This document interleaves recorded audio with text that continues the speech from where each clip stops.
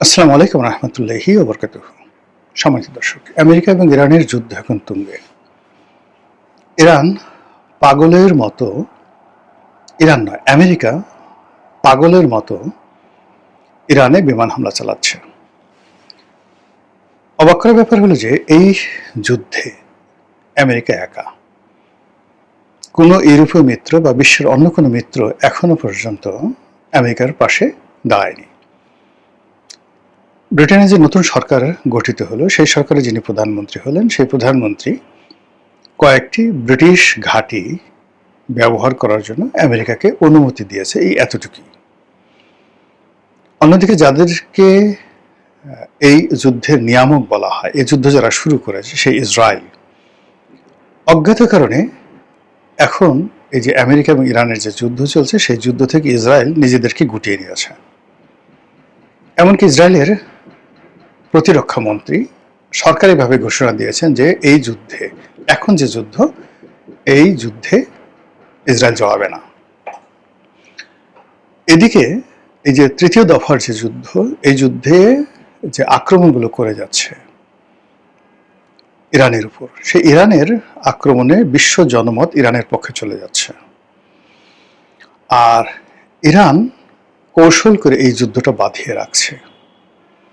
বাঁধিয়ে রেখে ধীরে সুস্থে, মানে ওরা পাগলের মতো 10 থেকে 12টা আক্রমণ করছে, আর 10-12টা আক্রমণের বিপরীতে ইরান সুকৌশলে মধ্যপ্রাচ্যের কৌশলগত যে জায়গাগুলো রয়েছে সেখানে তারা আক্রমণ চালাচ্ছে। এতে করে ব্যাপক মার্কিন যুক্তরাষ্ট্রের স্থাপনা, সৈন্যবাহিনী ব্যাপক ক্ষয়ক্ষতি হচ্ছে। এবং মধ্যপ্রাচ্যে মোতায়েন করা মার্কিন যুক্তরাষ্ট্রের যত কৌশলগত যে সম্পদ রয়েছে, যে সকল প্রযুক্তি রয়েছে, এগুলো এখন বলতে গেলে ইরানের হস্তগত হয়ে গেছে। ইরান এখানে ত্রিমাত্রিক বিজয় অর্জন আলটিমেটলি করে ফেলেছে। প্রথমত এই যুদ্ধ থেকে ইসরায়েলকে আলাদা করতে পেরেছে। এই যুদ্ধে ইসরায়েলের যে যুদ্ধমদেহী মনোভাব, যেটা ইরানের উপর দেখিয়েছে অ্যাজ ওয়েল অ্যাজ লেবাননের উপর দেখিয়েছে, সেটা বন্ধ করতে পেরেছে। এরপরে যে সকল আরব রাষ্ট্র, কাতার, সংযুক্ত আরব আমিরাত, ইউএই, সৌদি আরবিয়া এবং কুয়েত, এই রাষ্ট্রগুলোকে নিউট্রাল শুধু নয়, ইরানের কাছে নতজানু করতে তারা পেরেছে।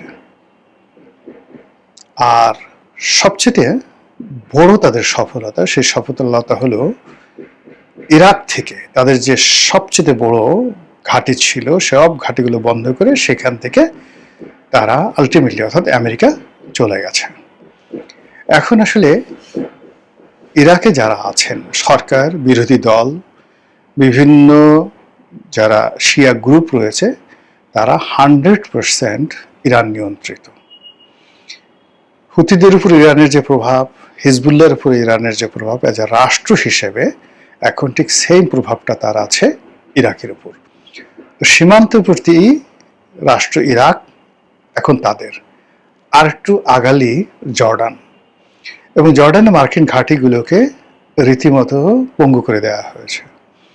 এবং সেখানে যে সকল ইন্টারসেপ্ট রয়েছে, আকাশ প্রতিরক্ষা ব্যবস্থা আমেরিকা তৈরি করেছিল, অলমোস্ট 90% ডিস্ট্রয় করে দেওয়া হয়েছে। ইরান যদি চায় 1 ঘন্টার মধ্যে এখন পুরো জর্ডান দখল করে ফেলবে, এটা তাদের কাছে কোনো ব্যাপারই না। তাহলে ইরান, ইরাক, জর্ডান, আর জর্ডান যখন তাদের দখল হয়ে যাবে, এই জর্ডানের এই পাড়ে হলো ইসরায়েল, জাস্ট নদীর এপারে আর ওপারে, ডেড সির এদিকে আর এদিকে, একটা লেকের এপার আর ওপারে জর্ডান এবং ইসরায়েল, বা ওই যে পশ্চিম তীর, গাজা, নাবলুস, এই অঞ্চলগুলো।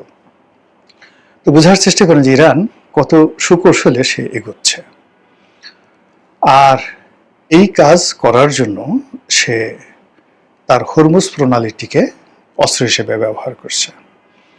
আর হরমুজ প্রণালীর দুই পাশে, অর্থাৎ ছোট্ট একটা দেশ আছে ওমান, অর্থনৈতিকভাবে অত্যন্ত সচ্ছল সবল, কিন্তু সামরিকভাবে তার কোনো শক্তি নাই, সে সবার সাথেই বন্ধুত্ব, সৌদি আরবের সঙ্গে বন্ধুত্ব, আমেরিকার সঙ্গে বন্ধুত্ব, কিন্তু এই ক্রাইসিস মোমেন্টে তার আসলে ইরানের বাইরে যাওয়ার কোনো সামর্থ্য নেই। সেই কৌশলগত সেই সম্পর্ক থেকে সে ওমানকে সরিয়ে এনে ইরানের সাথে সে একটা বন্ধুত্বপূর্ণ সম্পর্ক গড়ে তুলেছে, এবং এই হরমুজের যে দুটো অংশ, ইরানের অংশটি ইরান ব্যবহার করবে আর ওমানের অংশটি ওমান ব্যবহার করবে। এই যে পৃথিবীর যে প্রাকৃতিক চ্যানেলগুলো রয়েছে, ইন্টারন্যাশনাল ল অনুযায়ী প্রাকৃতিক চ্যানেলগুলো ব্যবহার করার জন্য কাউকে কখনো ট্যাক্স দিতে হবে না। এই যে ইন্টারন্যাশনাল রুল, এটা এই ইরান ভায়োলেট করে দিচ্ছে। ফলে এই সেম জিনিসগুলো, এটা যদি এখন ইরান যেটা চালু করেছে যে আমাদের এই হরমুজ প্রণালীতে যেতে হলে আমাদের ট্যাক্স দিতে হবে, তাহলে একইভাবে হুতিরা তখন বলবে বাবাল মান্থ ব্যবহার করতে হলে আমাদেরকে ট্যাক্স দিতে হবে। একইভাবে বসফরাস প্রণালী, যেটি ভূমধ্য সাগরকে মানে অর্থাৎ ইউরোপকে এবং তুরস্ক সম্পত্তি যেটা, এবং এটা বসফরাস প্রণালীর যে তুরস্কের যে অংশটা যেটা তারা নিয়ন্ত্রণ করে, এর সঙ্গে ইউরোপের, এশিয়ার এবং রাশিয়ার যে রিলেশন, সেক্ষেত্রে যদি তুরস্ক বলে এই বসফরাস প্রণালী যেটা ন্যাচারাল, এটার জন্য আমাকে ট্যাক্স দিতে হবে। সিমিলারলি হংকংয়ের যে পোতাশ্রয় রয়েছে, এটার জন্য হংকং যদি বলে, চায়না যদি বলে আমাকে এটার জন্য টাকা দিতে হবে। এরপর ইন্দোনেশিয়াতে যে মালাক্কা প্রণালী রয়েছে, ইন্দোনেশিয়ান গভর্নমেন্ট যদি বলে যে আমাদেরকে দিতে হবে, সারা পৃথিবী কঠিন হয়ে যাবে এবং আমেরিকার জন্য নিঃশ্বাস নেওয়াটা অসম্ভব হয়ে পড়বে। ফলে কি হলো, সে এই হরমুজ প্রণালীতে যাতে ইরান ট্যাক্স না বসাতে পারে, ইরানের একক কর্তৃত্ব না থাকে, এখানে যেন আন্তর্জাতিক যে আইন যেটা ইউরোপিয়ানরা তৈরি করে ফেলেছিল, সেই আইন যেন বলবৎ থাকে, এই জন্য সে আক্রমণ করেছে। আর ইরান ঠিক সে জানে যে সে একেবারে আমেরিকার অন্ডকোষ চেপে ধরেছে।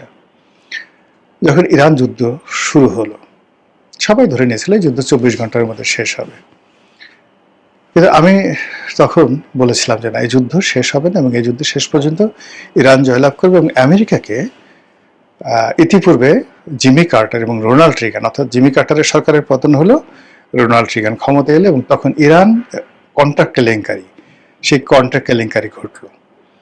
কেন ঘটলো? ওই সময়টিতে আয়াতুল্লাহ রুহুল খামেনি যখন ক্ষমতা এলেন, তিনি ক্ষমতা আসার সঙ্গে সঙ্গে তেহরান বিশ্ববিদ্যালয়ের যারা ছাত্র, তারা হঠাৎ করে মার্কিন দূতাবাস আক্রমণ করে সব দূতাবাসকে, কর্মকর্তা কর্মচারীদেরকে তারা জিম্মি করে বসলো। তাদেরকে উদ্ধার করার জন্য আমেরিকার পেন্টাগন তাদের সর্বশক্তি নিয়োগ করে সেখানে মিলিটারি অপারেশন কমব্যাট চালালো, এবং সেখানে তারা ফেল করলো। ফেল করার পরে অন্যান্য যে সকল মার্কিন ঘাঁটি রয়েছে সেখানে ইরান আক্রমণ চালালো, এবং ওই সময়টাতেই ইরান এখনের 100 ভাগের 1 ভাগ ক্ষমতাও ছিল না, কিন্তু এমন কৌশলে তাদেরকে সেই বিভিন্ন পয়েন্টে, মধ্যপ্রাচ্যের বিভিন্ন পয়েন্টে এমনভাবে নাস্তা নাবুদ করে ছাড়লো যে ইরানকে খুশি করার জন্য তখন গোপনে অর্থ, অস্ত্র সবকিছু ইরানের চাহিদা মতো সরবরাহ করে তারপর সেখান থেকে নাকে খত দিয়ে আসতে হয়েছিল। এবং এই প্রতিশোধ নেওয়ার জন্য সরাসরি ইরানের সাহস, আমেরিকা সাহস করেনি, ইরাককে দিয়ে, সাদ্দাম হোসেনকে দিয়ে পরে ইরানের বিরুদ্ধে যুদ্ধ চালিয়ে যায়। এবং সেই যুদ্ধ আপনারা জানেন যে প্রায় 10 বছর সেই যুদ্ধ চলেছিল। তারপরেও আমেরিকা কিন্তু ইরানকে কিছুই করতে পারেনি। তো সেই অভিজ্ঞতা থেকে আমি বলছিলাম যে ইরানের মতো একটা দেশ, সেই দেশের বিরুদ্ধে এই সময় আমেরিকা যে ভুলটি করলো, সেই ভুলের খেসারত তাদেরকে দিতে হবে। ইতিমধ্যে যে জিনিসগুলো বললাম, যে ইরানের অ্যাচিভমেন্টগুলো যেটা হয়েছে, যেটা কৌশলগত অ্যাচিভমেন্ট, তার সাথে সাথে মনস্তাত্ত্বিক অ্যাচিভমেন্ট, জনসমর্থন, এবং অন্যদিকে নিজেদের অভ্যন্তরীণ যে সকল রাজনৈতিক সমস্যা ছিল, সব রাজনৈতিক সমস্যা তারা কবর দিয়ে ফেলেছে। ইরানের রেজিম চেঞ্জের ব্যাপারে একটা কথা হচ্ছিল, দ্রব্যমূল্য নিয়ে কথা হচ্ছিল, তাদের ফাইন্যান্সিয়াল ক্রাইসিস যাচ্ছিল, পুরো রাষ্ট্র দেউলিয়া হয়ে যাচ্ছিল। এই সব জায়গা থেকে তারা বের হয়ে আসছে। এবং এই যে MOU, যুদ্ধ বন্ধের জন্য MOU, এগুলো স্বাক্ষর করার নাম করে, কালক্ষেপণ করে, তারপরে সেটা আমেরিকার সাথে গেম খেলে তারা প্রকাশ্যে অপ্রকাশ্যে বিভিন্ন রাষ্ট্র থেকে তাদের যে জব্দ করা সম্পত্তি অ্যাট লিস্ট 20 বিলিয়ন ডলার তারা উদ্ধার করে ফেলেছে। এই হলো এক। 2 নম্বর হলো এই যুদ্ধের সময় তারা অতি উচ্চ মূল্যে তাদের তেলগুলো তারা অবাধে তারা বিক্রি করতে পেরেছে, পাচার করতে পেরেছে, তারপরে শেষে ট্রেডিং করতে পেরেছে, যেটা এই অবরোধের কারণে তারা পারেনি। অন্যদিকে এই যুদ্ধের এই সময়টিতে সবাই বলাবলি করে যে তারা যে তাদের যে পারমাণবিক যে সক্ষমতা, যেটা তারা বলছিল যে তারা শান্তিপূর্ণভাবে কেবলমাত্র বিদ্যুৎ ব্যবহারের জন্য বা বিদ্যুৎ উৎপাদনের জন্য তারা ইউরেনিয়াম সমৃদ্ধ করছে। আপনারা জানেন যে ইউরেনিয়ামের 3টা ফর্ম থাকে। তো 3টা ফর্ম থাকে, সেই ফর্মের মধ্যে সবচেয়ে দুষ্প্রাপ্য যে ফর্মটি রয়েছে, এই ফর্মের সাথে আরেকটা ফর্ম, এই ফর্মের একত্রীকরণ করে ওইটাকে রিফাইন করার ফলে রিফাইন করে যে জিনিসটা পাওয়া যায় ওইটাকে বলা হয় রিফাইন বা পরিশুদ্ধ ইউরেনিয়াম। এই পৃথিবীতে সোনা, রূপা, অন্যান্য যে কোনো ধাতুর সাথে ইউরেনিয়ামের পরিমাণ অনেক বেশি, কিন্তু সেগুলোকে রিফাইন করতে হয়। সেই রিফাইন করার প্রযুক্তি পৃথিবীতে খুব অল্প রাষ্ট্রের কাছে আছে। আর সেই প্রযুক্তি, সেই রিফাইন্ড যে ইউরেনিয়াম, সেটা দিয়েই আপনি আসলে অ্যাটমিক বোমা বানাতে পারেন। তো ইরান এই যে রিফাইন্ড করার যে প্রক্রিয়াটি, পারমাণবিক চুল্লি, পারমাণবিক বিদ্যুৎ কেন্দ্র এবং তৃতীয় ফেজে গিয়ে পারমাণবিক বোমা তৈরি করার সক্ষমতা, এই যুদ্ধের ডামাডলে তারা আসল কাজটি করে ফেলেছে, আলটিমেটলি করে ফেলেছে। এটা আমেরিকা জানে। এবং এই সময়টার মধ্যে তাদের যে সকল অস্ত্র, তাদের প্রযুক্তি তারা যুদ্ধক্ষেত্রে যেগুলো দেখিয়েছে, যেটা পেন্টাগনের বিশেষজ্ঞ যারা আছেন, স্বয়ং তাদের যে প্রতিরক্ষা মন্ত্রী, তিনি নিজে স্বীকার করেছেন যে আমেরিকার সর্বোচ্চ শক্তি দিয়েও সেই হরমুজ প্রণালীতে এবং পারস্য উপসাগরে তাদের যে গানশিপগুলো রয়েছে, অর্থাৎ ছোট ছোট স্পিড বোট, যেগুলো 140 নটিক্যাল মাইল বেগে চলে। ও মাই গড, আমি চিন্তা করতে পারিনি 140 নটিক্যাল মাইল। তো সেইটা এত দ্রুত গতির গুলো নিয়ে যেগুলো কামান বহন করে এবং এসে সোজা সেই বিমানবাহী রণতরী সেগুলো এসে ফুটা করে দিয়ে, আঘাত করে দিয়ে কোন ফাঁক দিয়ে তারা চলে যায়, যেগুলো ওই জাহাজের সাথে থাকা যে রাডার সিস্টেম, সেই রাডার সিস্টেম ডিকটেট করতে পারে না। এখন আপনি বিরাট হাতির মতো 3 মাইল লম্বা আপনি একটা জাহাজ নিয়ে বসে আছেন ভূমধ্য সাগরে, পারস্য সাগরে, হঠাৎ করে 200 সেই গান বোট চলে আসলো, বড় বড় কামান নিয়ে, এক একটা 120 নটিক্যাল মাইল বেগে চলছে। আপনার রাডার ধরতে পারছে, ঘ্যাটাঘ্যাট করে আপনি ফুটা করে শেষ করে দিয়েছেন। এবং কত জাহাজকে যে আমেরিকার জাহাজকে যে যাবত শেষ করে দেওয়া হয়েছে, যেটা এখন আমেরিকার জন্য একটা মূর্তিমান আতঙ্ক। এই কাজগুলো করে করে ইরান যে আনন্দ পেয়ে গেছে, তৃপ্তি পেয়ে গেছে, সেই তৃপ্তির কারণে সে যুদ্ধটা প্রলম্বিত করছে। এই যে ইরানকে যে আমেরিকা আক্রমণ করছে, এই দফায় কিন্তু আমেরিকা বলতে গেলে বাধ্য হয়েছে। আর এই দফাতে, তৃতীয় দফাতে এসে ইরান আমেরিকাকে প্রভোগ করছে, আসো আসো আসো, পারলে যুদ্ধ করো। এবং এটা দেখে আমার ছোটকালে আমার ওই যে আমার মেয়েটা খুব আদর করতাম, যত্ন করতাম। আর আমার ছোট ছেলেটা খুব বুদ্ধিমান।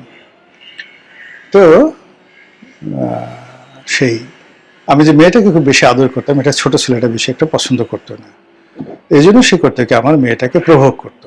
সে গিয়ে তার সামনে বুক ঝুলাতো, পাশা ঝুলাতো, মারবি মারবি আমাকে, মারবি, মার মার মার পারলে। তো মেয়েটা করতো কি, সে রাগ সামলাতে পারতো না, আর গালের উপর চটাং করে থাপ্পড় লাগাই দিত। আর অমনি ছোট ছেলেটা হাউ মাউ করে গড়াগড়ি করে কান্নাকাটি করতো। এখন আমি গিয়ে ওর কান্নাকাটি, ওই করুণ দৃশ্য দেখে আমার এগুলোর আর কাণ্ড জ্ঞান থাকতো না। আমি হয়তো একে গেলে আমার আদরের মেয়ে, তার গালের উপর একটা চল বসিয়ে দিতাম। ঠিক এখন আমেরিকাকে ঠিক এইভাবে ইরান প্রভোগ করছে যুদ্ধে। এবং যুদ্ধ করার ফলে কি হচ্ছে, আমেরিকা পথে ঘাটে মাঠে, নদী সমুদ্রে পাহাড়ে এতটা অপদস্থ হচ্ছে, দেশের ভিতরে এবং বাইরে সব জায়গাতে তার শুধু লাঞ্ছনা, গঞ্জনা, অপমান তাকে অক্টোপাসের মতো চেপে ধরেছে। ফলে ডোনাল্ড ট্রাম্পের আসলে এই মুহূর্তে বিষ খেয়ে মরা ছাড়া কোনো উপায় নেই। সে এই যুদ্ধ থেকে বের হওয়ার কোনো রকম সুযোগ পাচ্ছে না, ওসিলা পাচ্ছে না, তার কোনো বন্ধু নাই। পাকিস্তান চেষ্টা করেছিল এটা নেগোশিয়েট করার জন্য, সেটা পাকিস্তান ব্যর্থ হয়েছে। আর পাকিস্তান এই কাজগুলো মানে করেছিল অনেকটা টাকার লোভ। এর কারণে পাকিস্তানের সাথেও শেষ মুহূর্তে আমেরিকার কিন্তু সম্পর্ক ভালো যাচ্ছিল না। তো সেই পাকিস্তানের সেখান থেকে ছড়িয়ে পড়েছে। আর পাকিস্তান ইদানিংকালে তার বেলুচিস্তান নিয়ে, কাশ্মীর নিয়ে, আফগানিস্তান নিয়ে, ভারত নিয়ে যে সমস্যার মধ্যে আছে, নতুন করে এখানে যাওয়ার মতো অবস্থা তার আর নেই। ফলে এই যুদ্ধ যদি মাত্র আর 2-3 মাস চলে, বিশ্বাস করেন পুরো আমেরিকা দেউলিয়া হয়ে যাবে। মহান আল্লাহ আমাদের